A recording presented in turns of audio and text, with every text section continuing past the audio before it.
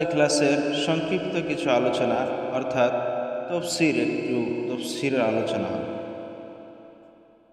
আল্লাহ রাব্বুল আলামিন সর্বপ্রথম আয়াতের মধ্যে বলেন কুল হুয়াল্লাহু আহাদ, অর্থাৎ হে আমার হাবিব, হে মুহাম্মদ সাল্লাল্লাহু আলাইহি সাল্লাম, আপনি সারা বিশ্বের মানুষদেরকে জানিয়ে দেন যে আল্লাহ একজন, আল্লাহ এক, দ্বিতীয় কোনো মাবুদ আর নেই, অর্থাৎ আল্লাহ ওয়ান অ্যান্ড ওয়ানলি, আল্লাহ সিফ একজন।